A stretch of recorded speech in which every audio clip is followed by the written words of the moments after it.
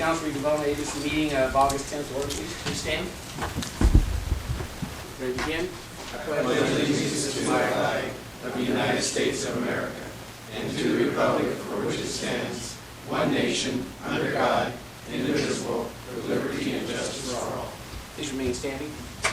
Dear Heavenly Father, please watch over the City Council as they make the right decisions for the City of Newman, and God bless all the citizens of Newman. Amen. Thank you, Nick. Roll call, please. Councilmember Davis. Present. Candia. Present. Mayor Pro Tem Martina. Present. Mayor King. Present. Declaration of conflicts of interest. Don't think we have any this evening. We'll go to ceremonial matters. Don't believe we have any of those either. Item 7, items from the public. Any non-agenda items? Any member of the public wish to address the council? Seeing none, we'll go to item 8, consent calendar. A is waive all readings and ordinances of resolutions set by title. B is approval of the warrants. C is approval of the minutes of July 27, 2010 regular meeting. I'll make a motion we approve the consent calendar as is. I second that motion. Motion and a second. All in favor? Aye. Opposed? Motion carries. Thank you. Item 9, public hearing. A is adopt resolution number 2010, next to number, resolution declaring the existence of a public nuisance under ordinance number 95-4. Lieutenant Short. Good evening, Mayor, council members. Tonight we have a weed abatement. It looks like it's at 2034 Shenandoah Park Court. And initial notice went out on June the 25th about this property having excessive weeds in the backyard. Very high weeds, dry weeds. As you can see in the photo there's one photo to the right of that palm tree. It looks like it's several feet above the fence. Contact went out on, the initial mailing went out on the 25th. This is the bank-owned property, so the listing agent was notified in person on the 29th. And again on the 27th of July, they said at that time that it would be at the end of August, possibly, that they could have it cleaned up. So staff recommends that we declare this a public nuisance and send it out for abatement for the contractor to clean that up for us. Any questions, Lieutenant Short, before we open up the public hearing? Okay, seeing none, we'll open the public hearing. Anybody wish to address the council regarding this issue? Seeing none, we'll close the public hearing. Bring it back to council for direction. I make a motion that we adopt resolution 210, next number, a resolution declaring the existence of a public nuisance under ordinance 95-4. Second that motion. Motion and a second. All in favor? Aye. Opposed? Motion carries. Thank you, Lieutenant. Item 10 is regular business. A is report on Maripole Lane Park development options. Stephanie. Good evening, Mayor and council members. As was discussed at our last council meeting, staff has brought you a report on the Maripole Park site, also known as the Dog Park site. The site at 1269 Maripole Lane is approximately 17,000 square feet and can be considered a pocket park. In 2009, Friends for Sophia's Dog Park requested that the City Council allow the development of a dog park at the park site. The council approved the development but did not provide a monetary contribution. This last April, Friends for Sophia's Dog Park gave a status update to the council, and in July, staff attempted to contact the nonprofit to discuss project status and existing site conditions. The next day, staff received a formal withdrawal letter from the nonprofit. The purpose of this report is to give the council information about potential development options for the park site. A few options have been listed in the report. I'm going to go over them on these slides here. That's the location of the site. The first option is still a dog park. Development has already begun. It provides a unique amenity for the community. Cons are that it does require additional development, i.e. funding, and it depends on self-policing, which were valid concerns brought by the council a year ago. Next option would be an open green space. The pros are it's passive use, it's quiet, relatively easy to maintain. Cons, requires regular maintenance, doesn't have any amenities, and is less likely to be used. Another option is community garden. The pros are that it encourages gardening. It allows those without garden space to cultivate crops and provides unique amenity for the community. Cons are that it does require regular maintenance, requires community support and involvement. It can be visually unappealing and potential theft of crops. The next option would be a volleyball court. Minimal equipment is needed. It promotes fitness and appeals to many groups. Cons are that it does require infrastructure, additional work. Cats like sand. and requires regular cleanup because things can get in the sand and you go in there and poke your foot. The next option is a bocce ball court. The pros, it's a low-impact exercise. It's easy to play. It's user-friendly. Cons, it does require infrastructure. It may not be regularly utilized and requires a bocce ball set, which the city wouldn't be providing. Another option is a shuffleboard court. Pros, low impact, easy to play, user-friendly. Cons, additional infrastructure, requires specific equipment, and may also not be regularly utilized. Another option is a one-wall handball court. I have actually spoken with some members of our police department, and they have mentioned that local kids have really expressed interest in this type of use. It's easy to use, minimal equipment needed. I think you need a ball. Promotes fitness. Cons, construction costs are going to be elevated in this option. Handball can be a noisy activity, and it's a potential canvas for vandalism, literally. Graffiti wall. Yes. The final option is a pickleball or badminton court. Both sports use the same court. It promotes fitness. It provides two unique amenities for the community. Cons are that it does have construction costs, some equipment is required, and it does have long-term maintenance and upkeep, especially for that surfacing. Currently, the city does have $5,000 allocated in per capita money for the dog park use. Should the council choose development other than canine-related, additional removal costs would be incurred. Council has the option to allocate additional per capita money. If desired, we have approximately $30,000 available. Staff has also explored the option of a community-sponsored project to develop the park site. Currently, staff has received pledges from 2 service groups and 2 businesses to help with the development of the site. We had advised them that it's still very preliminary, and upon council direction, we would move forward with those groups and see what they can do and help us out with. It is in the best interest of the city to develop the site into something. It is identified as a park site, and we need to do something with it. Staff awaits council's direction. Questions of Stephanie? Hey, Stephanie, I think all these ideas are great, but I think it's the wrong place for them because the houses are located Yes. so close. I don't know if it'd be possible, but I would like to sell the land. I'd like to sell it for the purpose of a residential home. Either it could be 1 home or it could be 2 homes. Is that feasible? I believe there's a drainage easement along that property which prevents the construction of a home. That's one of the reasons why it's been identified as a park site, because there's a tile drain system in the standing pipe in the back. It's actually a bent pipe that allows the system to drain. So there's a tile drain system, underground tile drain system on it that transects that property site. Otherwise, the developer would have built it, would have moved forward with it. I just don't like any of these Residential ideas. I mean, I just think that they're in the wrong location, and of course, you've got homes right there and everything, so it's unfortunate that a dog park made a little bit of sense, but not much, but anyway, so I don't have any ideas other than I just think that anything we do, we're just throwing more money into the property. And I don't know how much use it would actually get from the general public if it was developed into one of these ideas, but anyway, that's my idea. Sorry. Any other ideas or comments? I tend to agree with Bob. You know, I'd be more in favor of just turn into the small little park that it is, plant grass, So and open space. just open space and Yeah. just maintain Put it. some flowers in there, so it'd just be a place where people could sit down and relax, I guess. Yeah. Because I think it was made clear by this council, we're not going to throw money into, you know, to support a dog park. We gave them the property to utilize, and they were confident they could develop it into a dog park. I think the council supported that. But I don't know it's in the best interest of the city that this council go forward with supplying funding to complete the dog park.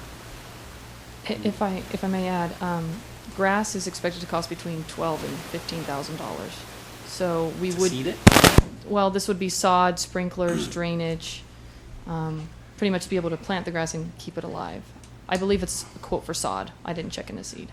Garner, is that something that could be seeded and maintain. The option that we pursued was to roll sod into something that's immediately usable, but we could have that hydro seeded. I didn't get a cost estimate for that, but we could do that. I think I'd be more in favor of hydro seed, and the cost of, I think, irrigation wouldn't be that much if we put in sprinklers necessarily. I don't think it'd be that expensive, would it? I think that's, It would be a little bit, I mean, you have some trenching that you have to be involved in and get a battery timer for it, getting that all set up. So there's a substantial cost in that. I'd probably say 30 to 50% of the cost of the sod estimate she has would be on the installation of that part, all the sprinkler heads. Could staff just bring us back some numbers in terms of what it would cost to provide irrigation and hydro seed the Sure. property? we'll tighten them up right now. We're estimating the irrigation's about 7,000, and then the rest. I mean, you got to think this is close to half an acre, so there's a lot involved into the number of sprinklers and the stations, and so we can bring you back some tighter numbers if you like, if that's so the desire of the council. Council's preference? Isn't there a sprinkler in it now? There's a drip system for the trees along the perimeter. Oh. And that would remain. We'd have to change the way it's hooked up, but Right. that could stay. No bocce ball, huh? Only if you'd like it. And just to go back to what Councilman Candia, bocce ball is a pretty passive use. It is something that is growing in terms of activity. Doesn't require a lot of. It would be low impact in terms of impact on the neighbors. You could move forward with the sod seed portion, and we'll bring that back to you at your next meeting. That does not cancel out a future opportunity to continue to put that in at a later date if we could go out and find a grant or something for it in that manner.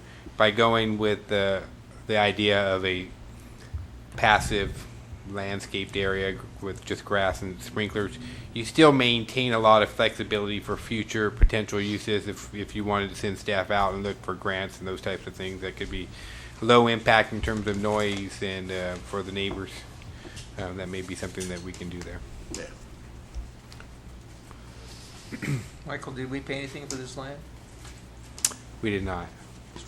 Okay. Glad we did.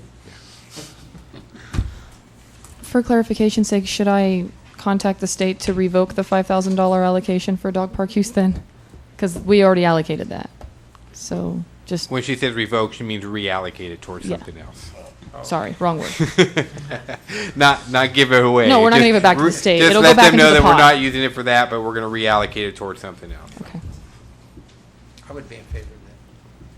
Yes. I think the consensus is that we'd be in favor of reallocating the $5,000. Yes. Okay? Okay. And then we'll bring back some harder numbers for you. But again, I think we'll look at hydro seeding and the sod, and we'll look at both in terms of give you pros and cons, and then we can move forward from there. So Great. Okay, thank you. Item B is adopt resolution number 2010, next number, a resolution of the City Council of the City of Newman rescinding resolution number 2010-60 and declaring the results of the assessment increase ballot tabulation for the City of Newman Lighting and Landscape Maintenance District and providing for the levy of annual assessment therein. Garner. Thank you, Mayor. Good evening, Mayor and council members. Before I get started with this item tonight, I would like to apologize to the council and to the city manager for having to bring this item back to you. This should in no way be a reflection on our city manager. He is a great city manager and leader of this organization, and I do take responsibility for having to bring this back in front of you. This item is to consider the corrected ballot tabulation for the proposed assessment for the Lighting and Landscape District. On July 27th, the previous council meeting, we had a public hearing. At the conclusion of the public hearing, we tabulated the ballots, the consultant tabulated them, and there was a little bit of issues, and they're going to go into the details on that. They hand tabulated some of them, then they bar scanned some of those. At the conclusion of that, they presented the tabulation results, which I gave to you, 7/27/2010 tabulation. And that's what I then questioned the consultant whether those were the correct tabulations, because the numbers just didn't quite seem right. But they did assure me, and that's what we pay them for, is their expertise and experience in this area, that those were the correct at that time, the correct tabulation. The next day, I then questioned again and spoke with the consultant, and they retabulated and found that, in fact, there was a few errors, multiple errors in the tabulation. The consultant is here tonight to discuss with you the tabulation and how it came about. Like I said, I would like to apologize to council for having to bring this back. It is an embarrassment, and I do apologize. Here tonight with us is Dave Ketchum from MBS Consulting Engineers. They were the ones responsible for the balloting and mailing all the ballots out and doing the tabulation. They have a presentation for you tonight, and they'll be happy to answer any questions you may have, as I will too. First, Garner, I appreciate you accepting responsibility. However, I really questioned it that night, and I wish I would have followed up some questions, because the numbers, as I was writing them down, didn't make sense to me either. However, I again, I appreciate you accepting responsibility, but I don't think necessarily it lies with you. I think it lies with our consultant that we paid a great deal of money to bring this forward. So I personally want an explanation from them how we got to where we did and how such a gross error could be made. I don't think any of us, I certainly didn't point a finger at our city manager, nor did I point a finger at you. I think we paid a great deal of money to this consultant, and I'm embarrassed that it got to the point it did. So I'd like to hear from them how we made that mistake. Yes, sir. And how we're going to present it to our community if this council should decide to adopt a new resolution with the assessed fees. So thank you. Thank you for that. I appreciate that. So I'd like to introduce Dave Ketchum. He'll go in detail of what happened that night and then our options at that point, and then I'll do the conclusion for you. Dave? Mayor and council members, appreciate the opportunity to be here tonight. And I'm Garner, you do not have to take responsibility for that. As a principal with NBS, I take full responsibility for what happened. That was not in any case a reflection on city staff, so I want to make sure that's clear. I'll be discussing here briefly, but the error that was made was very simple, but it was very profound, had a very profound effect on the decision that was reached 2 weeks ago. So I do apologize for that. If I can make sure I get this here. Left button, right? There we go.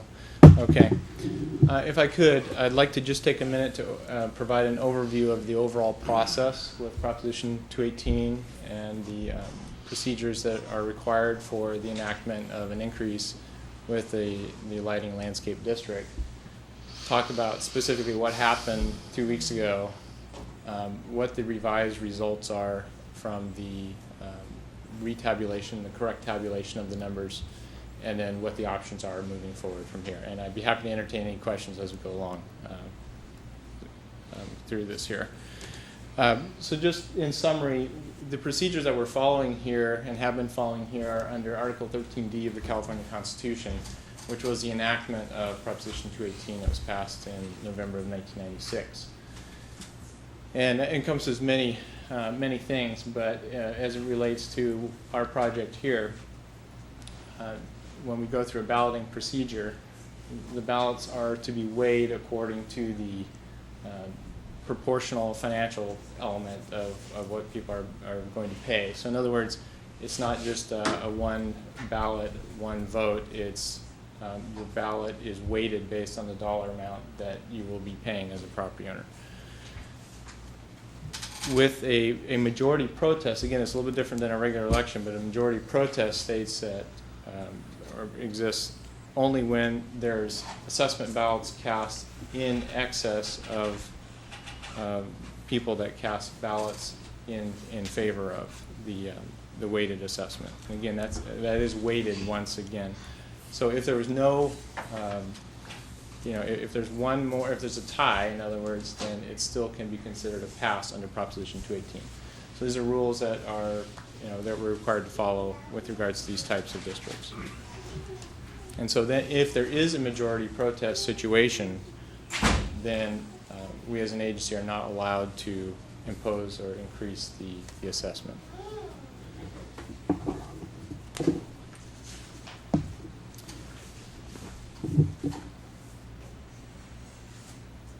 Okay, so for the process that was followed specifically here with the city of Newman, we've been working with the city for some time, and the process started off with a conversation about the fact that the various zones of the maintenance district are not fully funded. So they're not self-supporting like they should be, and so there was a need to increase the amounts that they're going to be charged to the property owners in order that these districts are self-sufficient and the city is not paying out of pocket for these things.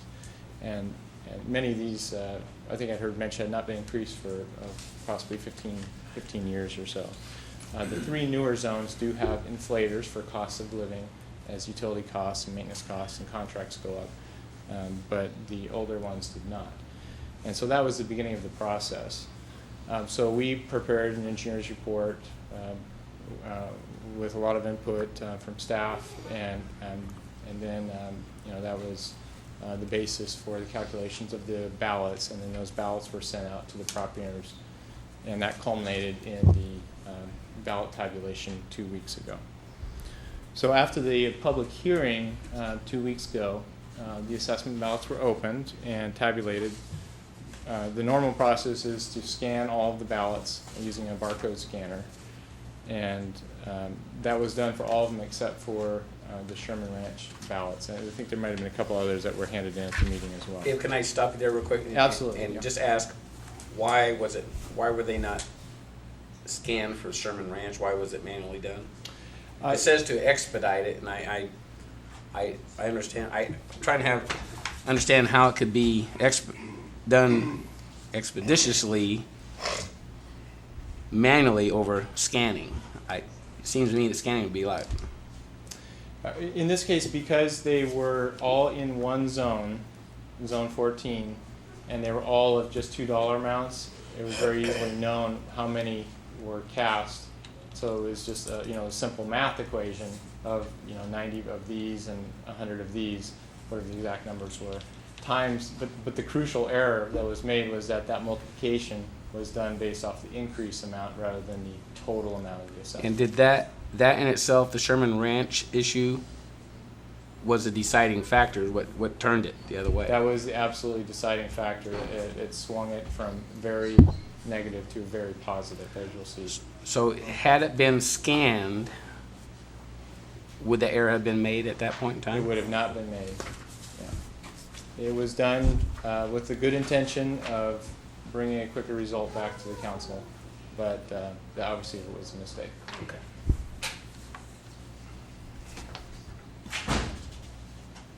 So it's back to the bottom bullet there then. So because the calculation was, again, a mistake to be done on the amount of the increase, and there's two different rates in that zone, one for one benefit unit and for half a benefit unit.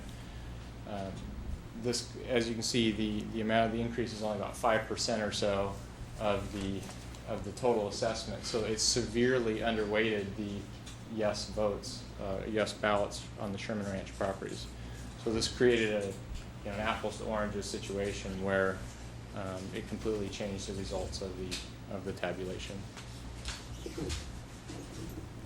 And this is represented on the next, a couple more slides here. But so then, as Garner mentioned, Garner was the one that actually found the error and questioned that.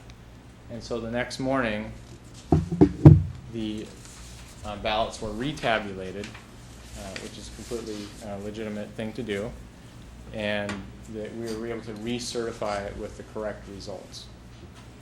And so when we recertified it, that was when we actually did scan all of the ballots, and then that brought us to the correct results. Now on the next page is a table that summarizes what was reported on the 27th, and then the final correct certified amount. Let me point out first of all that the total ballots, there was an error made regarding the total ballots as well. It did not make a material difference because it has no impact from the dollar weighting of the ballots. But when we reported the total ballots, it was the 718 that were actually cast, as well as the 324 in opposition. So that's where the 1042 came from. So that did not affect the outcome, but that was incorrect. And then you can see in the center column there, as reported, the manual tabulation portion of it. Again, that was mostly Sherman Ranch. There was one or two other ballots, I believe, in there as well. And you can see that because of the weighted total in favor was only 15,300 and change, that the percent in support was only 29.9%. Once we were able to correctly scan all the Sherman Ranch ballots, the final certified total in favor was 63,407, which was almost a 64% approval rate. So there, two mistakes here, and I do take responsibility for both those on behalf of NBS. This is, again, very unfortunate, and I apologize that this occurred. It was, again, a simple mistake. It was a momentary decision, and it ended up having very profound consequences to the result of the tabulation.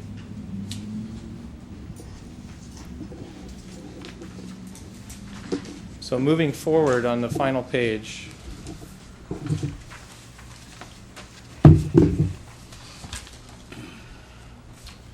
the results are as finally certified. It's not close. It's a very clear tabulation in favor of the passage of the increase. The council has several options here. Number one is to go ahead and certify the corrected ballot tabulation results, and yet leave the current rates in place, the old rates in place for 2010-11. Or the other alternative is, of course, to go ahead and adopt the corrected ballot tabulation results and adopt a new resolution, rescinding the old one, adopt a new resolution that implements the new rates or certifies those new rates for 2010.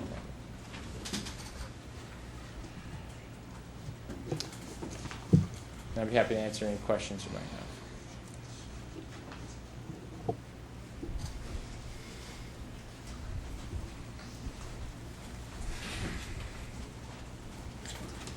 I'm sorry. Any questions of David by council? Comments?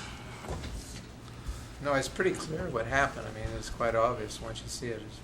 It's spelled out very clearly, so it's unfortunate, because in the light of the general public, this was a pretty critical thing, and a lot of people are concerned, and of Yes. course, rightfully so, they have the right to be concerned, so then we put this in their face, and they really don't like it. It's not a good thing.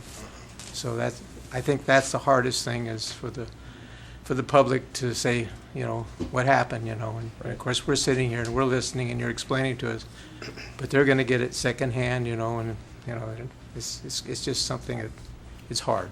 Right. So it's unfortunate when something like this happens. And if there's something with regard to answering phone calls, I mean, I didn't mention this, Garner, but we do support taking calls from the public, and we'd be happy to do that if that would be helpful. I don't know if they'd be wanting to talk to the consultant about that, but if there's a way that we can help with communicating that, we'd be happy to do that as well. Any other questions or comments? Like I say, I agree with Bob, and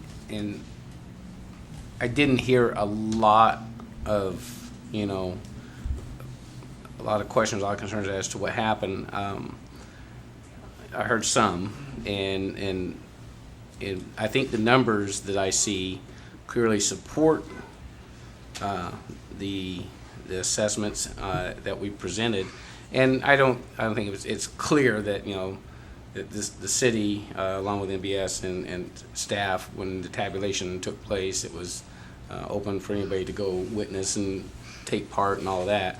That's not the issue. I think the biggest issue I had is it just really made us look foolish as a city when we hire a consultant to do this, and when the numbers are so clearly in favor of, and then come back that it didn't pass. It was dumbfounding to me, but I'm glad our staff was on top of it and caught it, and thank you, Garner, for catching that, and I appreciate, David, that you came. People don't realize that you traveled a great distance to come to explain to our community as to what happened, and I appreciate that. but it doesn't remove the fact that it makes us look silly. But be it as it may, I think we put it to a vote. The community, as they say, has spoken. Now, I did make sure that there was no hanging chads that night, but I guess it was more gross than hanging chad. But, so we need to bring it back to council for direction, what this council wants to do, and you see the alternatives that are available to you as a council. So look for direction. You know, I don't like going to the second option. I really would rather keep the current rate. And the reason being, I think there's just so many things have happened, and I don't know what the position of this is other than the council members and the mayor, but I would be in favor of keeping the current rate. Nick? I have to agree with Bob. It makes the council look, and the city look silly, and I'm afraid that people might think that since it didn't come out in favor the first time that we monkeyed with the numbers, and that bothers me, so I have to side with Bob. Roberta? Well, I'm with the majority. Well, I appreciate what you've said. My initial feeling was, the community has spoken, and almost 64% were in favor of the ballots. But then I share the same concerns as you do. Is we're coming back now and asking, or basically saying we're going to implement the increases. May I add a comment? That'd Sure. be okay?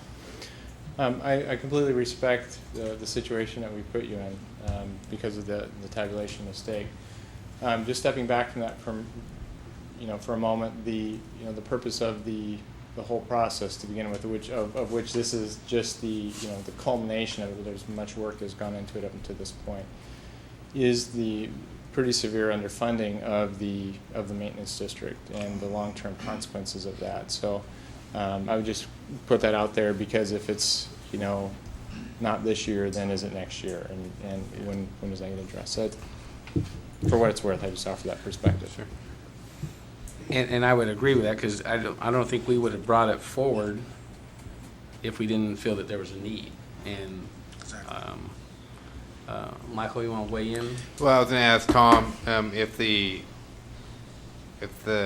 results are certified as recertified with the results that truly accurately reflect the community sentiment, which was in favor of the increase. Is that something that could be done next year? You hold it this year, and then I think there was a escalation factor that was a part of the ballot vote. Can you hold it steady this year, and then the increase takes place next year, or is that something that has to go back into effect, although the results were certified this year? And now we have what we say are the real defensible numbers. Right, and so if they recertify them now, but yet keep the fees the same this year, can they raise them up next year? Yes. Is that, But we have to, would we have to go through the Prop 218 again? well, we gave notice of what that would, somebody would have an argument, obviously, that you skipped, and unless you phased in, maybe if you phased in this year's increase next year, and I defer to the consultant, that's about the only.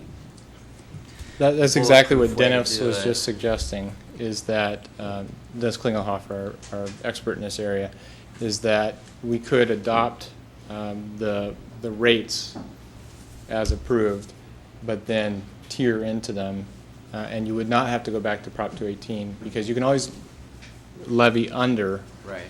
but the maximum rates are set at this, and also, the cost of living element of it as well. So we have the study, we have the results, you just would do what you said you wanted to do tonight, not put in the new rates this year. And you could give another notice, maybe not a Prop 218 notice, but just another notice to the community.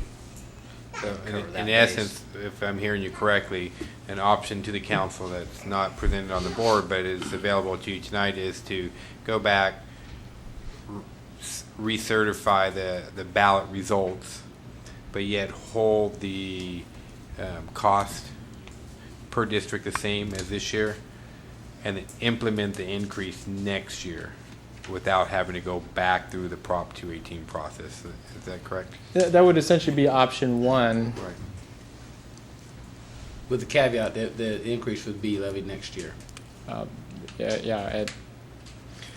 the decision of the city. And again, that would be something that an engineer's report comes back to you, and then you would ultimately see this is the maximum you can charge, and then make that decision next year. But have the flexibility to go up to the maximum rates next year, based upon the results of this Prop 218 election. Is that correct, Dave? That is correct. Okay. Although, I mean, this is not necessarily a public hearing, but although we don't have an overflow crowd, was any member of the public wish to weigh in one way or the other? Does it make a difference at this point? I don't know. I'd be interested to hear what you have to say. We always listen. Yeah.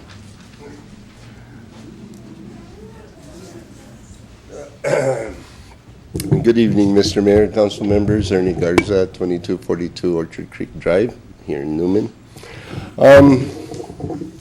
Again, I would like to begin by stating that I'm not here to criticize or berate anybody concerning this issue before you tonight. I don't want anybody to misconstrue or misinterpret anything that I have to say according to what my district is, but because I do have the utmost respect for your city manager and his staff.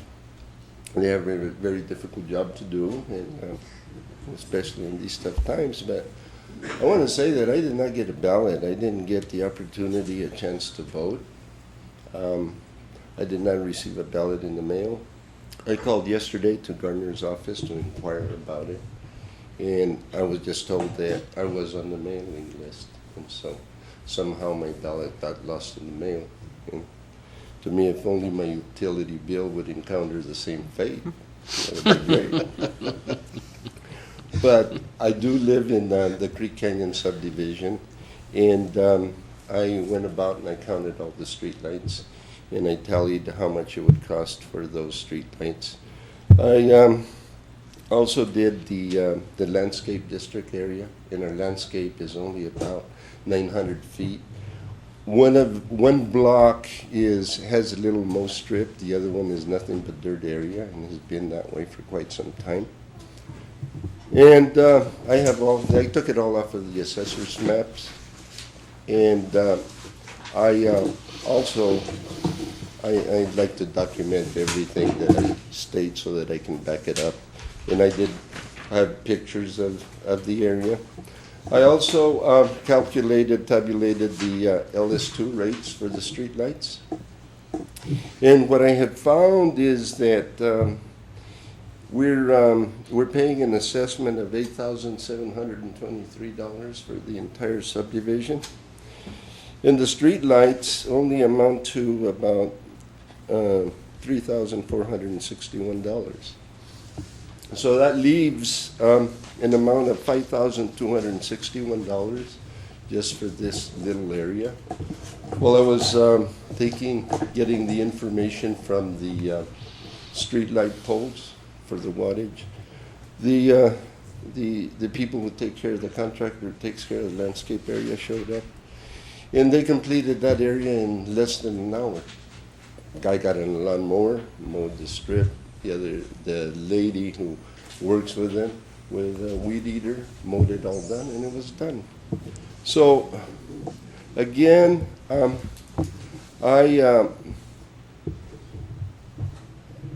don't believe that this is a justified increase based on these facts and these figures that I presented to you tonight. I personally, it's going from I was told that my rates are $44.28 a year, going to $58.53 a year, an increase of $14.25, which is a 32% increase.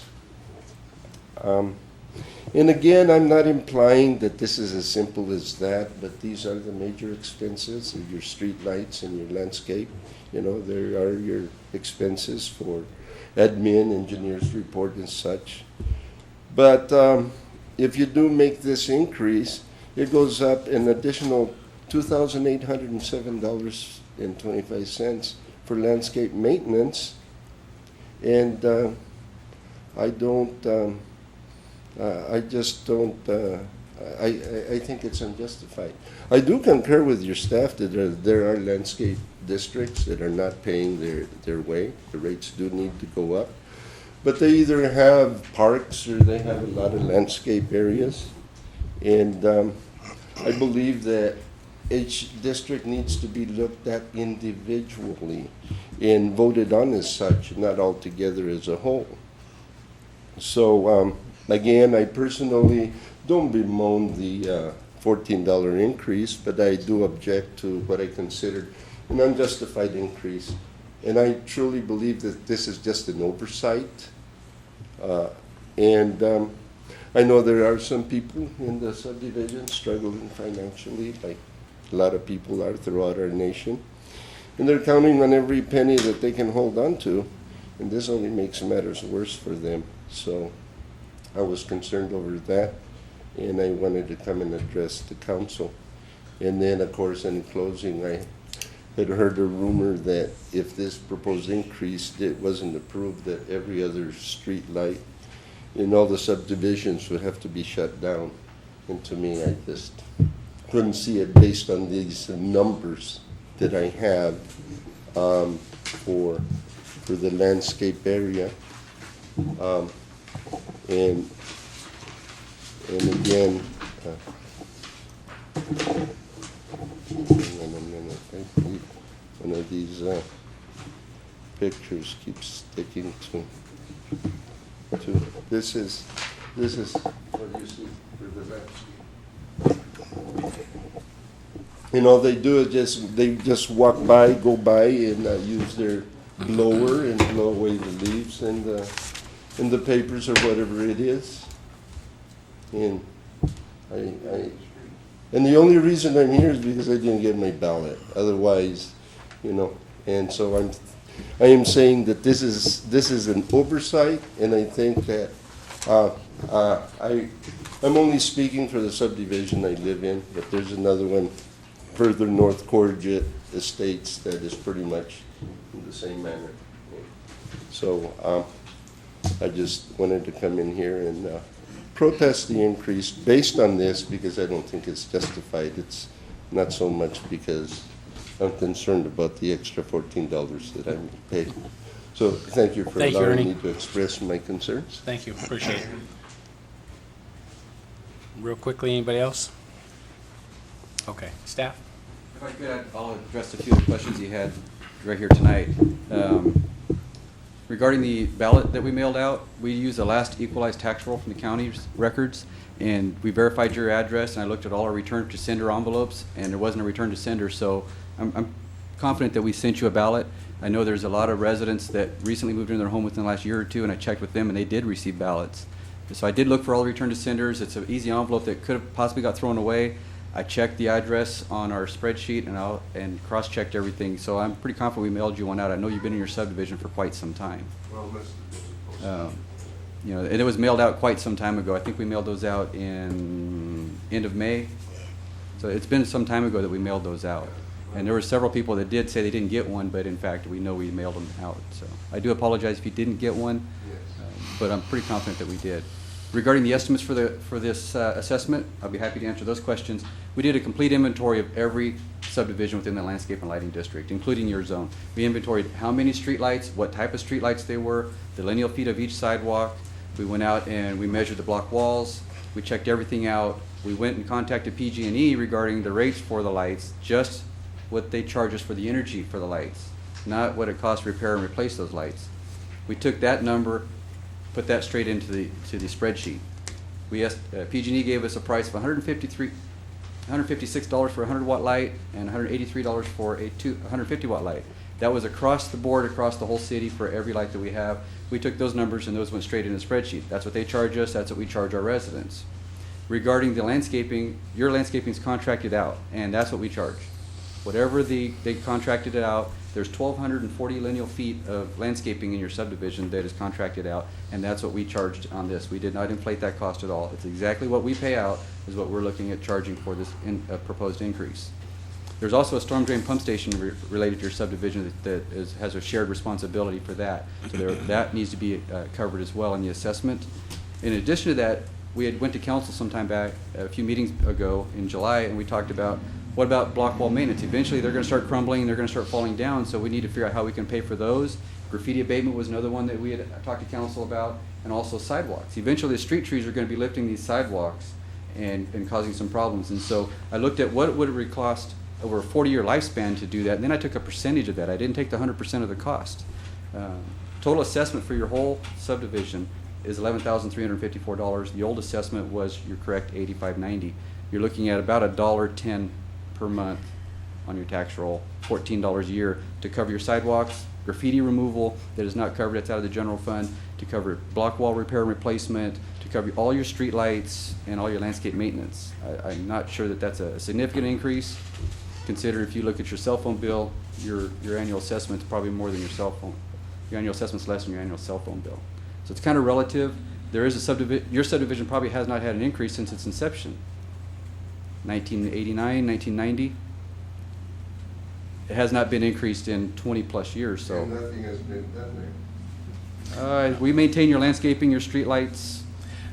Okay, Garner, So- you have any other additional information that you, I don't want to get into this. So we did our homework on it, and we tried to make it fair and equal across the board with everybody. One thing I would like to leave the council with is that the option that's been floated across to council is to delay it for 1 year and come back with the engineer's report. As the consultant did say, you can have the assessment weighted less than the total max on there. So I just look for council's direction on this, and we'll implement that. Okay.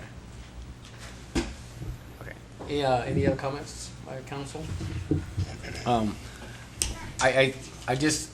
can't help but, I got a ballot and I voted in favor of it. And 2-1, the community voted to approve the assessment. I recognize and I understand, the concerns of, do we not want to now change? I think the certification of the numbers, our consultant has accepted responsibility for the error. However, I like the idea of bringing it back a year. I mean, it's been approved, and if we don't have to go through the Prop 218 process again, we can certify the numbers and, in essence, approve option 1A with the additional language. I don't know how the rest of the council I feels. don't even know if you need additional language. I think it could stand on its own. I don't know. Yes, Tom. Huh?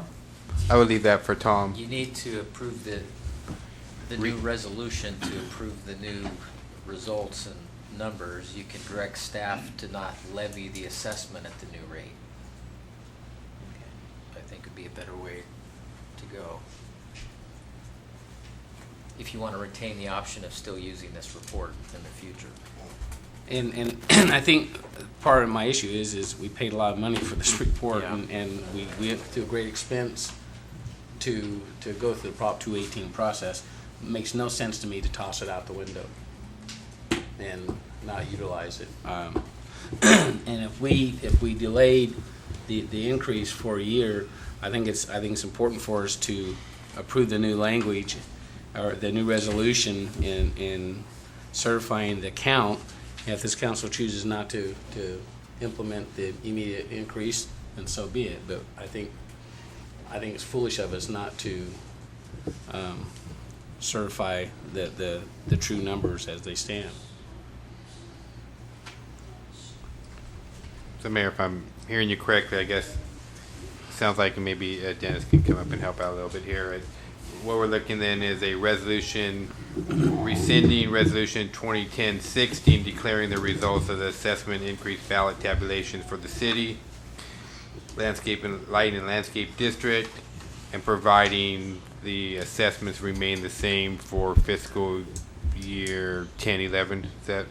Yeah, I think there would really be three items. One would be to approve the corrected certification of the ballot count.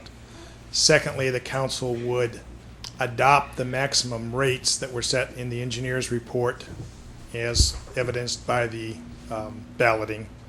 And third would be order the levy of assessments for the fiscal year 2010-2011 as you approved at the last meeting at the prior year's rates. And that would give council the flexibility next year to increase the rates incrementally up to the maximum rate that was approved by the ballot.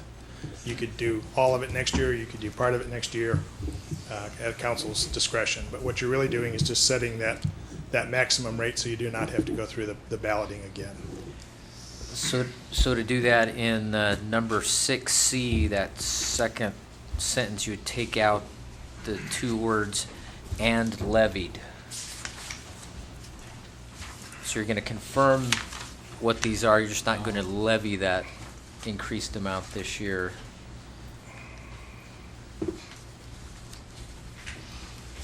And then I think we might want to talk a little bit among the staff here. It said subsequent annual assessments and amounts not to exceed an established maximum annual assessment.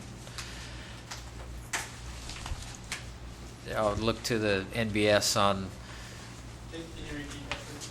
Well, if we take out, if we don't levy the new maximum rate, we have language in there about subsequent annual assessments not exceeding a certain amount. We might have a glitch with not imposing them, I think, as you pointed out, this year.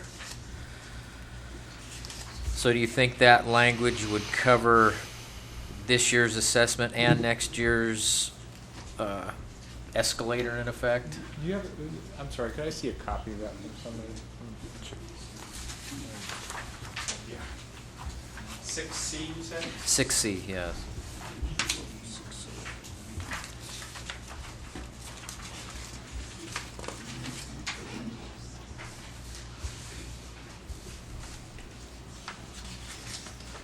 This language would be fine.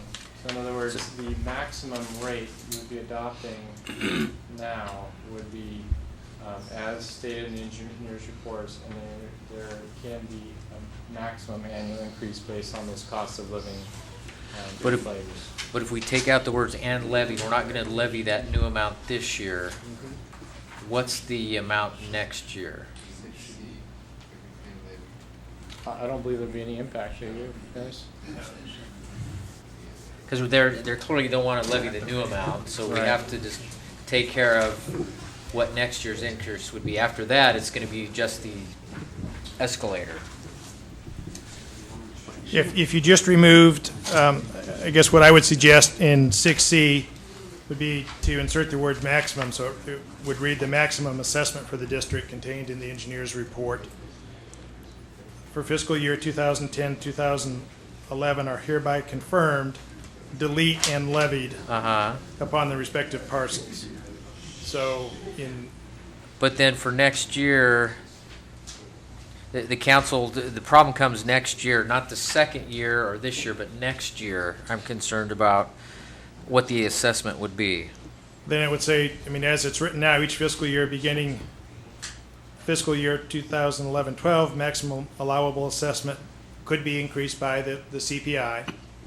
But what's the base? Is it this? It's the maximum assessment that's approved Okay. tonight. Shouldn't That- that be what? Which is what in we the levy next year? engineer's report, which which is in the we are engineer's report. adopting, correct? So it'll be this year's rate plus the escalator. Just, Well, I no. want you to understand what the rate will Yeah. be next year when it comes back to you. Tom, it wouldn't necessarily be this year's rate, it would be the maximum rate Well, the- set forth in the engineer's report. This year's rate would actually be lower than the maximum that's set in the report. Next year's rate could be the maximum in the report plus the That's what I'm CPI. getting to, yeah. Am I correct? in- That is correct. That is actually a common occurrence where the maximum rate might be increasing by a cost of living adjustment, but the city decides not to go to the max rate because it's not needed or whatever it is. I just want to know there's that. Next year's the glitch year, so it might be a little more than following years because you're not adopting the maximum this year. No, what, I think what Dave is saying, and correct me if I'm wrong, Dave would like us to approve and certify the results of the election, 1. 2, adopt the maximum rates as set forth in the engineer's report, but 3, levy the assessments at The old rates. 2009, 2010 rates, which was last year's rates. So therefore, we've adopted the maximum rate as allowed by the engineer's report, but yet we're charging Last the year's rate. 2009, 2010 rates. Am I saying that correctly? Yes. Yes. And then next year we'll come back with what would have been the maximum We adopted a maximum this year as opposed to our report. And then the plus, council will just make a determination. They'll say, okay, here's the maximum, and this is what we adopted last year, and they have the flexibility to adopt up to that maximum. Not saying they have to adopt the maximum plus next year. the escalator for that 1 year. Plus the Okay. escalator, that's correct. We're all on the same page. Is everybody on the same page? Everybody understand? I'm in a different book than you guys. So again, 3 things, if I'm hearing Yeah, the you- consultant one, you want to correctly. Certify the vote. certify the vote, adopt the maximum rate, and levy the rate at 2009, 2010. The 2010, 2011 rates will equal the 2009, 2010 rates. Okay, that's my You don't motion. even have to, okay. That's my motion. Okay, is there, there's been a motion by Councilmember Martinez. Is there a second? I second that motion. Second by Councilmember Roberta Davis. All in favor? Aye. Aye. Opposed? Okay. So we understand what we just did. Yeah. Yes. Okay. Staff got you. We got- Staff, all staff. And we got it on understand. film, right, Bob? Certified maximum rate. Adopt the maximum rate. Okay. Let's see, where are we? Okay, we'll go to item C in a regular business. Adopt resolution number 2010, next number, a resolution approving the Howard B. Hill Park parking lot project and authorizing Ed Teton as mayor and Michael E. Holland as city clerk to record notice of completion. Garner. Thank you, Mayor. The item before you tonight is to consider approving the Howard B. Hill parking lot project, and as you said, to record a notice of completion for this project. This project is the second phase of 3 phases for Howard B. Hill Park. The first phase consisted of installation of grass and some sprinklers, storm drainage, play equipment for the kids with some miscellaneous concrete and some picnic tables and a play resilient surface. That was the first phase. This project, however, consisted of the installation of 2 parking lots. This was the parking lot on Merced Street, and then we have an identical parking lot way over here on Fresno Street. So it was the inclusion of these 2 parking lots. Then there's a block wall that's along the easterly property line, a 7-foot-high block wall that was included with this project. I think we have another photo here. There's the block wall. And there's some storm drainage as well in here with a drain along this part of the project. On March 2009, City Council awarded a contract to Primer Green Hydro Seeding, the low bidder for the project. The project was completed on July 30th, 2010. There was 1 change order approved for the project to change from a gray block to a tan for $1,500 to match the other block walls within the vicinity and with the city in general. A final walkthrough inspection of the project has been completed, and Public Works Department has determined that everything has been completed and is in accordance with the plans and specifications. Total project price was $142,457.85. Staff's recommendation is that City Council approve a resolution authorizing the filing of the notice of completion for the Howard B. Hill Park project parking lots. If there's any questions, I'd be happy to answer them. Questions or Garner, comments? Well, it looks great, and it really came together nicely, and I think it's a great addition to that area. I was just there yesterday and took another look at it. Spoke to a couple of the residents there on T Street. They seem to be very happy with the result. And I know the sound wall was a concern. I think everybody is pleased with what's there. So We haven't had any complaints. No. We actually have had a lot of good, positive feedback from the residents along that area. Here's the play equipment. We tore those fences down on Friday. I wanted to get those out of the way. We need to get the kids in there playing. And immediately, within an hour, we had some kids in there. This project's really coming along very nicely. The 3rd phase of the project, I'll be bringing both first phase and third phase, actually, to you probably the next council meeting for completion on those as well. But yes, it's a great benefit to the neighborhood. We did do a few changes. It didn't cost us anything. Instead of putting grass in these areas, we put some landscaping on this side as well. Same things on Fresno with some additional landscaping along the block wall right here to kind of bring it in instead of just being all grass, one plain looking thing. We wanted to get some depth and it's been a great project, and Permagreen, who's also the contractor for the plaza, completed this project 2 weeks early. So Yeah. we're real pleased with that. Did a great job, looks nice. Thank you. Okay, if there's no questions or comments, bring it back to council for direction. I'll make a motion, we adopt resolution number 2010, next number, a resolution approving the Howard B. Hill Park parking lot project and authorizing Ed Caton as mayor, Michael E. Holland as city clerk to record a notice of completion. Second that motion. A motion and a second, all in favor? Aye. Opposed? Motion carries. Thank you. Thank you, Garner. Go to item D, designation of voting delegate and alternate voting delegate for the League of California Cities Annual Conference. Thank you, Mayor. We've brought this, we've made the council aware of the League of California Cities Conference that is forthcoming in September. Mayor, you're the only one that's signed up, so we've showed you as the voting delegate on that. Because no other members are planning to attend at this point, we have left the alternate position open. But if any member desires to go, we can still probably look into getting you a hotel and such and identifying you as an alternate. So, again, more of a formality than anything. It's just housekeeping things, identifying who's going to the conference. So. Okay, does it require? It doesn't require a resolution, just a simple motion. Simple vote, okay. Simple vote. Council direction on item D. I make a motion, we designate Mayor Ed Caton as the delegate for the League of California Cities Annual Conference. I'll second that motion. I'll try to sneak in 2 votes. All in favor? Aye. Opposed? Motion carries.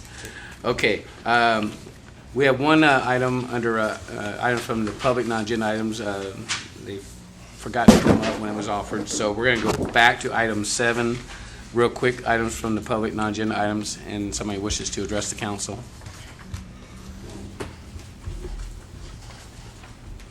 Please state your name. Good evening. My name is Maria Rosas, and this is my mother, Maria Rosas also. And we reside at 1576 Inyo Avenue. And she has, she's been living there for over 30 years. And she just has a little, we called the city hall, and they told us if we had any questions or comments to come and speak to you. And I apologize for how we're dressed. She unexpectedly called me. You're fine. And, ¿qué quiere decir eso, mamá?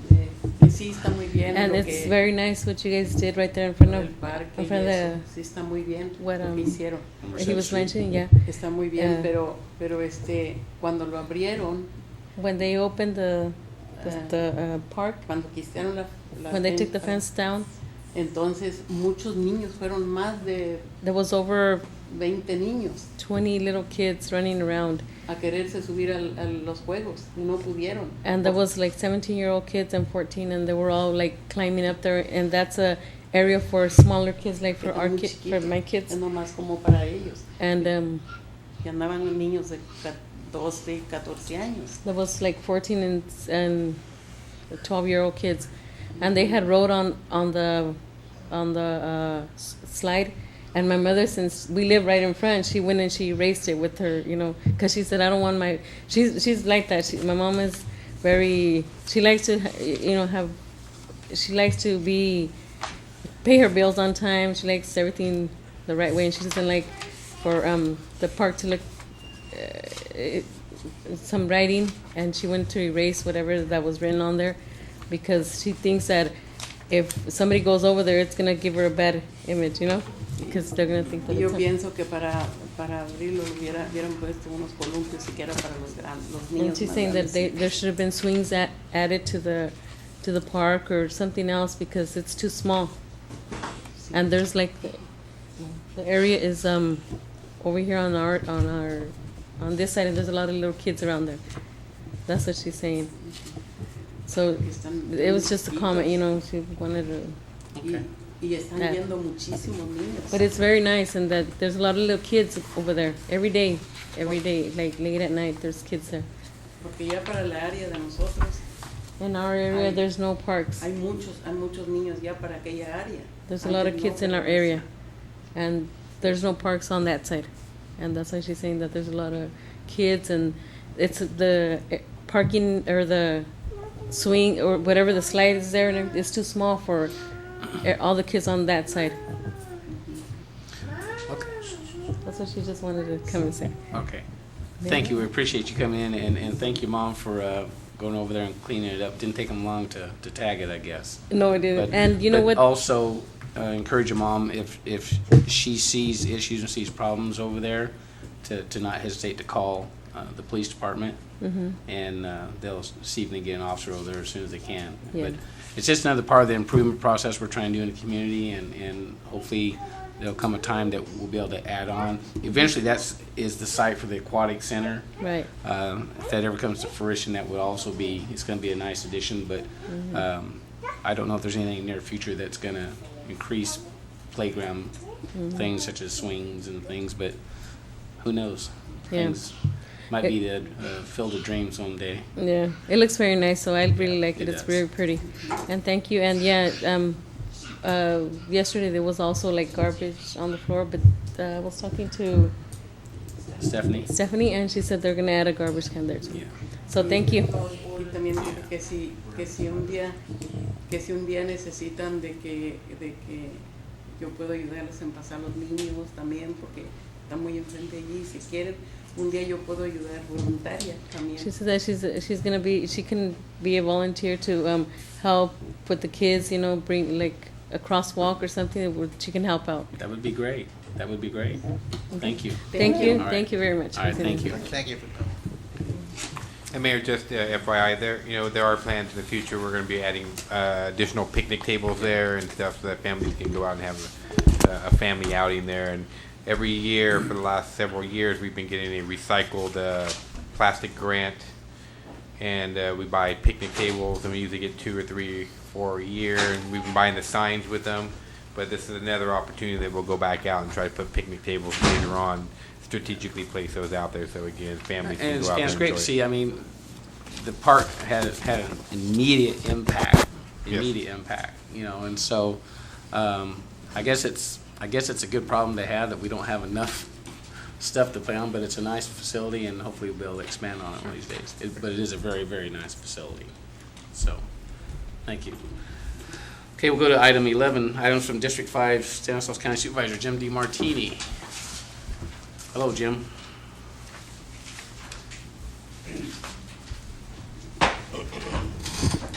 Good evening, Mayor Caton, council members. Today I went with Mayor Pro Tem Joe Oliveira and county staff to Merced County Board of Supervisors, made a presentation asking them for financial support for 3 years to the Healthcare Task Force, and that went successfully. They did approve it. So that was the last one that came online. So we have participation now from hospital districts, healthcare districts, 3 cities, and then the 2 counties. So we don't need a lot of funding, but we need a little bit to match for grants and do some of the projects that we have in store. And just 2 days from now, October 12th, we will do our Healthcare Summit kickoff right here in Newman at the West Side Theater. We have 7 to 8 teams now, and they seem to be growing. There's 2 from Newman, and say 1 from Gustine, and then Patterson has several. I don't know how many. They've had at least 3. So I have our ag commissioner coming, bringing a scale and giving us a certified weight as we do our Biggest Loser contest. So this is the kickoff for our season. We have everything in order. We have lunch ordered, we have speakers, and we should have a really nice program. I'd invite members of the public to come listen to it and watch the weigh-in. Joe Oliveira said he was having 2 lunches today, and he said he would. You know, they People did. just seem to do anything to win. Yeah, he said he even went on a cruise last week and just ate anything he wanted. So anyway, he's they're the Gustine, won last year, so they're very determined. They cheated last year. I don't know if they did or not. Yeah, they did. Here's your chance to take that plaque back that's in their council chambers. I'm very pleased with the participation we have from the districts. This is the second time around for a lot of our projects, and after we get through with this contest, we will start the calendar and the essay contest and begin all over again. We are funded well enough to do the projects that we need. We've joined a rural health care group at our last meeting, which is just right in line of what we need for this area. It's a organization that kind of specializes in helping rural communities improve health care and get access to grants and medical equipment. And it's a lot of these things take a little bit of your own money, to match. Maybe not 100% match, but 20 or 30% match. So we're pretty well positioned now to try and improve things for this area. So that's where we're at. Hope to see everybody out there on August 12th at the Westside Theater. And as far as the Ores Timber Creek flood project, I really don't have any more information outside of the 25th that was supposed to be here with the new colonel and the congressman, so maybe the mayor knows something more about it than I do, but I still have that on my calendar for the 25th. We're still set for a meeting on the 25th. Okay, great. That's all I have tonight. Thank you, Jim. Items from city manager and staff. Thank you, Mayor. Last Friday was the closing of the filing period for our elective offices. We have 3 candidates that have applied for city council, and there are 2 seats available. And then the 1 candidate has applied for mayor, and one seat is available. If you'd like any of the names there, the people who are the candidates, those are posted on our website for all those that are interested. This coming Friday, due to the economic situation that the city finds itself in, is a city furlough day, so city offices will be closed this Friday. Saturday, August 14th is our free outdoor movie night, and this time the movie night will be at Sherman Park. It's going to be a great event. Activities will start around 6 p.m. The feature presentation is going to be the movie Shrek. Very funny, one of my favorites. The movie will begin around dusk, so I think sunset is anticipated to be about 8:10. So, dusk will shortly follow thereafter, and we encourage everybody to come out, bring your families, bring your friends, and have a good time. I think last time we got about 125 people show up for the movie at Barrington, and I think the number might have been low because it was very windy that day, and the wind happened to shut down just in time for the movie. So, again, we're hoping to have a good night there, and again, that's a free movie night at Sherman Park, and it's sponsored by our recreation department. The city continues to offer free computer classes. They're going to resume this month at the McConnell Center. You can check the city website for information on that. I know our local newspaper has been gracious enough to publish the schedule as well. So please check on our website if you're interested in getting some free computer classes. The city does have a first-time homebuyers program. Not a lot of people are aware of that. Please, if you're interested and you are qualified, please stop by and see Stephanie Ocasio at City Hall, and she can provide you the information there and possibly get you a low-cost money or no-cost money to get into a new home. So, as the supervisor indicated, we do have our Biggest Loser weigh-in this coming Thursday. Mike has notified me that he's put together two pretty strong teams. Or actually, he's put together one, and Dr. Foss put together the other. And we're expecting a full clean sweep from the Newman teams this year. What's your definition of strong? But we're going to get everybody to show up. I think that's may have been one of the reasons why last year, I think that's one of the things we really stressed this year. I think that was a detriment to our team last year. I know we put together a really strong team, but some people had some commitments at the end and weren't able to attend the way out. This time, in order to be on the team, you had to commit yourself to both sides. If you remember right, we also had a strong voice on the council who did not participate. Yes. I like to point That's why that we out. shipped him off to Virginia.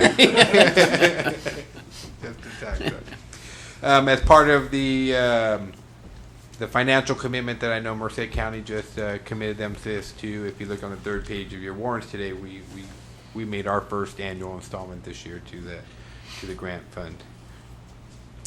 And no new information from the State Board of Equalization with respect to the Modesto-Brashears agreement.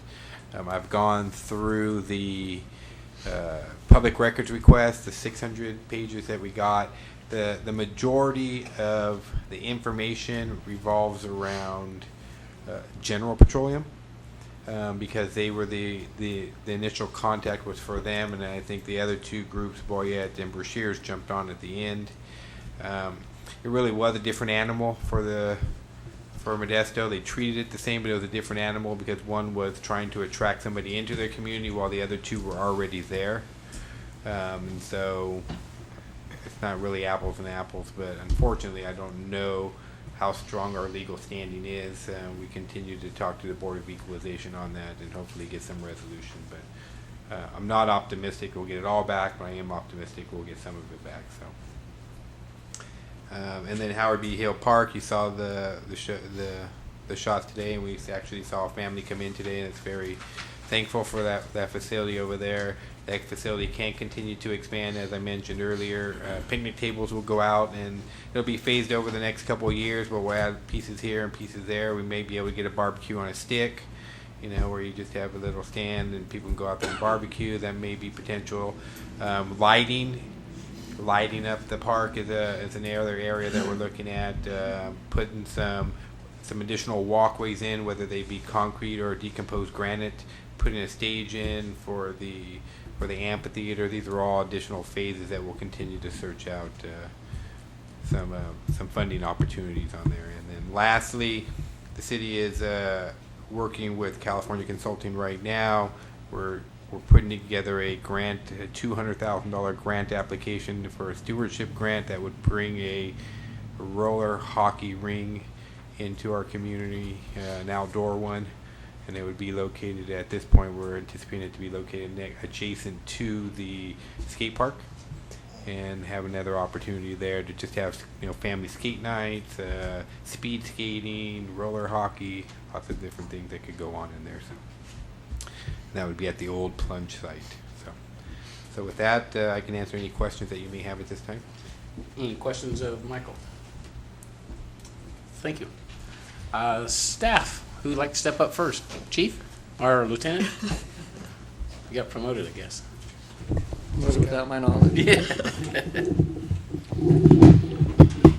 Mayor, council members, tonight, I want to inform you, if you don't already know, that there was an armed robbery on Fresno Street over the weekend on Saturday at Valdez Jewelers.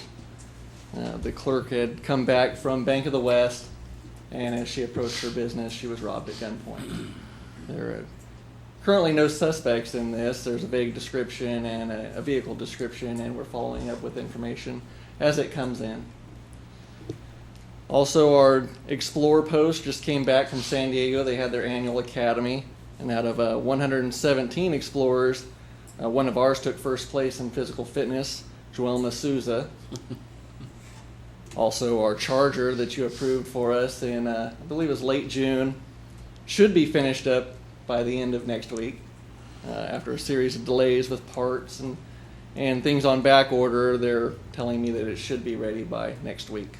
It won't be on the road for a few weeks after that because we have to install a computer system in it that we have already, but we have to put that in place and get the Newman stickers on the side from a local company here and installed on there. And lastly, I want to leave you with some quick statistics that Chief Richardson and I came up with here. We were just tossing around some numbers, and we looked at our overall statistics for the last 3 months as opposed to the same reporting period in 2009. So we went from May of 09 to August of 09, and also this year, May to August of 2010. And we looked at our crime statistics and things to just kind of run a little comparison here. And our Part 1 crimes, which includes major crimes such as murder and rape, but it also has burglaries and larcenies, which are our two biggest ones in there. Over the reporting periods this year has a 30% decrease as over last year. Our Part 2 crimes, which has our major ones in there, would be vandalisms and drug offenses, are static as opposed to last year. They're about the same. But our overall self-initiated activities with officers in this reporting period is up by 30%. So the guys are out there doing more and coming up with more things for us. So I just want to leave you with those to show that over the last 3 months, things look like they're improving quite good for us. Great. I'll be happy to answer any questions. Lieutenant Shore? Yeah, Rick, just a question on the police officer that rides a bike. Are we still proceeding with that? We haven't gotten to that point yet. We haven't got to that point. That's a position that we need to fill when we're able to hire an officer to replace Chief McGill when he left. There's that position that's empty right now. And as soon as we can get that position filled, we should have the bicycle back out on patrol. Currently a volunteer, you might see him on there, Bob Law. He's focusing on Main Street for us as part of his volunteer duties in the absence of that officer's position. Yeah, well, it's something that the public, I know, they really enjoyed when there was a police officer that, you know, was downtown. And of course, certainly on a bicycle, you see a lot more, and I can talk to a lot of people. But I think it's really important that at some point we do get back to that. I know it's a financial thing. It is. It's good to be out there on either foot or in a bicycle as opposed to the car, because you can stop and you can move in and out of the vehicles and up on the sidewalk and get around a whole lot better than you can in a vehicle. You can't really just stop in the middle of the street and do what you can, but it blocks up the street, and it's really difficult to do. Thank you very much. Thank you, Brett. Garner?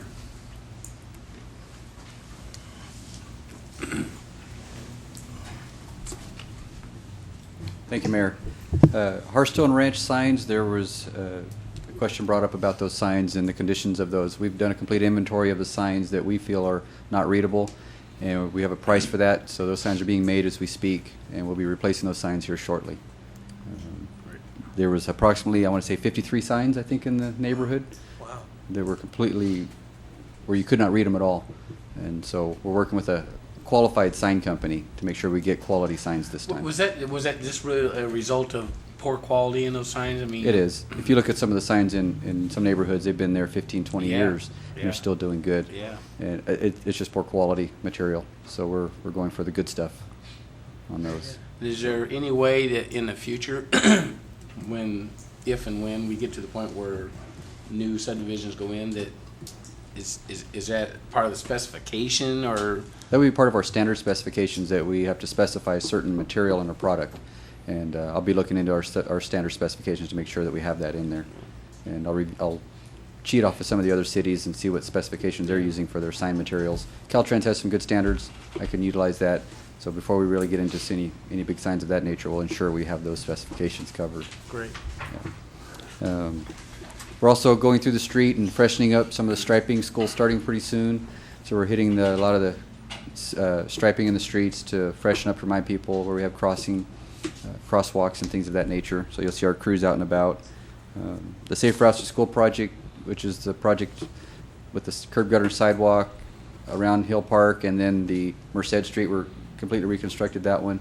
They'll be striping that one and opening that up this week. Friday, I think, is the day they're out there striping it. They're working on the Pork Chop Island on Merced at Inyo right now.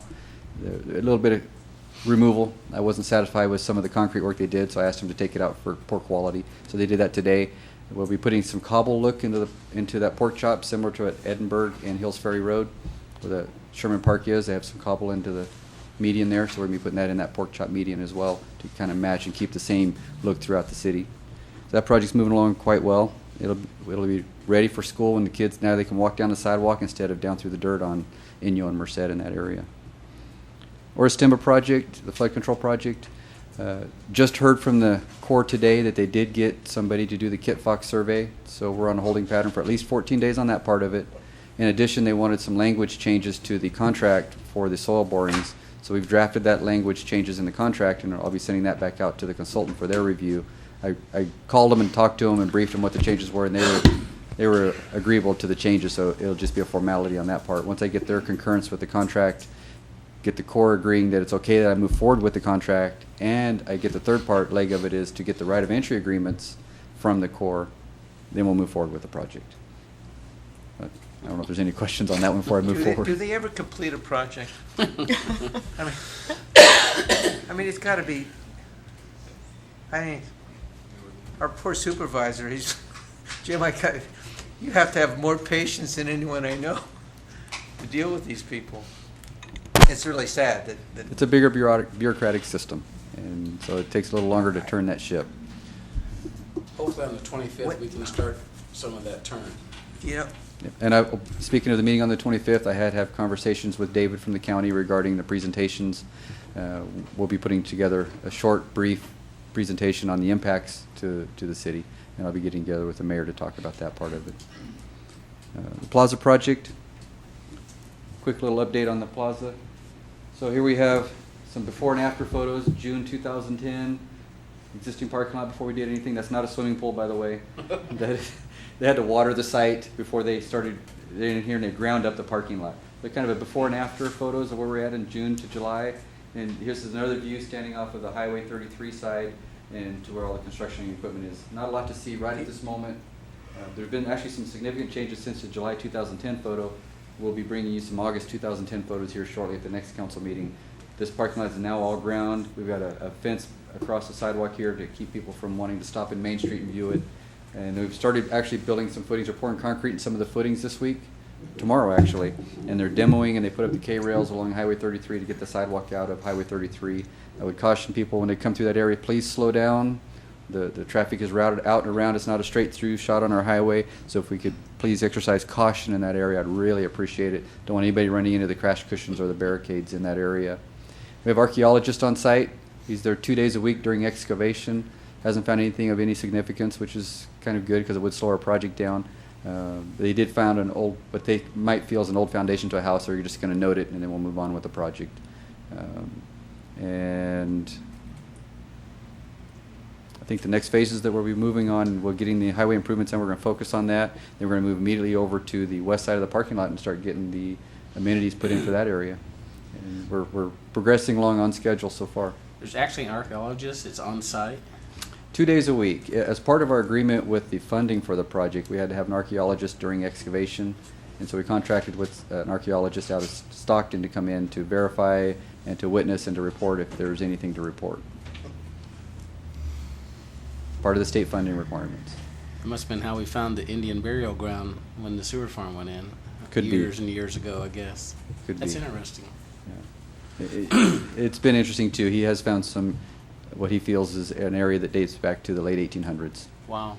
He could tell by the glass and the shards and things that we found. Wow. Are there any questions? I'll be happy to answer. Yeah, question on parking. How are we handling the parking situation? I know that. Good point. I've been working with a lot of the merchants. I met with the Chamber of Commerce. This week I've talked to at least a half dozen to a dozen merchants, and we're getting a lot of good cooperation from the majority of the people. At 8 o'clock this morning, it was almost a ghost town except for 2 vehicles because none of the businesses were open. Yeah. Whereas before, there would be vehicles parked there, more than likely from the owners of the businesses. So we have people parking out on P Street, on Tulare and 33 to keep that area open. And I've had some positive feedback from some of the merchants regarding the parking. Although nothing's perfect, there is construction in the area along with some other buildings. And so we're constantly, working with the merchants to see what we can do to help them out. And I think it's just important to reiterate to the business owners that they should use off-street parking. I notice, and I can almost guarantee you, if you drive through Main Street right now, several of the businesses downtown, owners and or employees are parked right in front of their businesses. So I've had good success just by a face-to-face meeting with quite a few of the merchants down there, and once they understand kind of the situation, I've seen a big improvement. I would probably say at least 90 to 100% of the people I've talked to are parking on the side streets now, even some over a couple blocks away.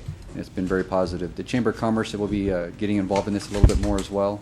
They're looking at putting a letter together to send to all the business owners to see what they can do to encourage them also to park off to the side streets. And so it's been good. I'm not going to be able to please everybody, but I'm going to do what I can. I think you've done a good job, Garner. Yeah. You've Thank really you. educated them, and obviously this project is a huge project, but it's nowhere near the first phase when all the streets and the sidewalks were torn up, and everybody seemed to get through that pretty well. So. Oh, and we did add 3 additional parking stalls downtown temporarily to help out a little bit. Well, 3's not a lot, but I think it's you've done a something. great job keeping everybody informed, and so that I'm sure that's been a great help. So. Yeah, that's all I had. If you had anything else for me? No, just, we don't want more merchants like JJ who's taking, doing what he did, as far as, he was trying to, did you see what Jay did? You didn't No, see I it? didn't. He had signs on his trees. Yeah. I did hear about that. Yeah, well, they were there. Nick, it helped with that one. What did the signs on the trees say, if I may ask? Was it Changes 15? parking Only 10 Yeah. minutes. 10 Oh, minutes 10-minute parking. parking. Okay. Did it work? No. No, it did because they were torn down. We've been speaking with JJ's Liquors about his signs, and he understands. And we do appreciate what he's trying to do. Any impact to a business at this time is an impact that's not necessarily needed, and he's trying to do what he can to increase his business. And I do understand, as every business owner out there does, that, you know, we want to try to minimize all impacts to all businesses. So it was good intent. Oh, yeah. Okay. Thank you, Garner. Stephanie, anything? Lou? Nothing? Okay. Council members, Mr. Davis, anything? I would like to thank Chief Richardson, even though he isn't here, and other members of the Newman Police Department for the assistance that they've given me and my son during our recent problems. It was really appreciated. Great. Nick? Nothing that I Bob? I have nothing. And I have nothing, so we're gonna close, go to, closed session. A public employment police chief, government code 54957, conference with legal property negotiator, Merced County, and conference with real property negotiators, Stanislaus County. We're in closed session. Thank you. Good night.